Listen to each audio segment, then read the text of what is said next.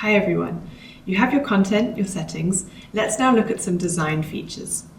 You can leave the riddle as it is. It's ready to go, ready to play, but it might be nice to change a few elements such as colors and fonts so that it matches your brand and also what you're trying to do with this riddle for this use case. So let's go and do a few things there. On the left-hand side, above settings, you need to click on the paintbrush, which will take you to palette. By default, the palette that's set to this riddle is called Timeless. It's this sort of black and white base palette.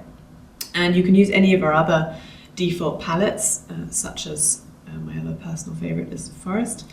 And that will then be applied to your riddle right away. And you can always see that on the right-hand side of all these palette settings as well. So it's nice while you're working and editing and creating that you can see that.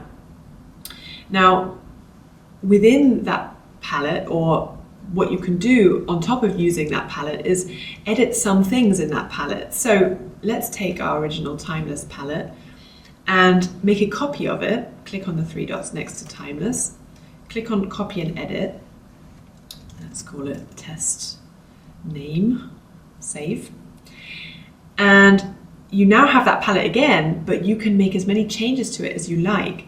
So you've got all of these options for colors, for example, for text, for links, for answers, for buttons, for the footer, if you've got one in there. So let's test it out. For example, with the global text, we could select that black color and change it to this reddy pinky color. Click on apply every time, and then you'll see it here. So play around with that so that you've got the colors that you would like. What you can also do is change the font up here. You can select a font from the drop-down menu, or if you have a business or enterprise subscription, you can also use your own font. So you could upload your brand font, for example, and use that for everything in your riddle or for certain things in your riddle. That's again up to you. Another thing we can do is when we play the riddle is you can see all these block instructions here. For example, here it tells us to select one answer option. I can't select more than one.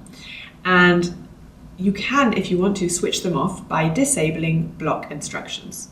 That then goes away there if it's unnecessary for you.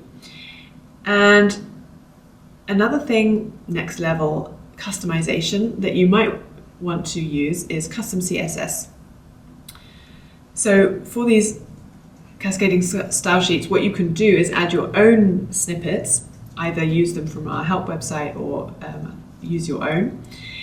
And you can add them in here. Scroll down to custom CSS, click on edit here, and you can copy and paste any code into this gray field here. So for example, I'm going to use this code here to capitalize the first letter of each word on buttons. So I copied it, I'm going to paste it into here, click on Format Code. You can see this choose button as it is at the moment, click on Save, and now you can see that taking effect straight away. So what this allows you to do is to really target any specific element in your riddle so that you can change something just to suit you or what you need for your riddle. So we've had a look at some different design settings. Play around with that now if you like, and if you have any questions, feel free to write to us at academy@riddle.com or on our support chat on our website. And after that, you're ready to release your riddle into the world. So I'll see you in the next video to publish and embed your riddle.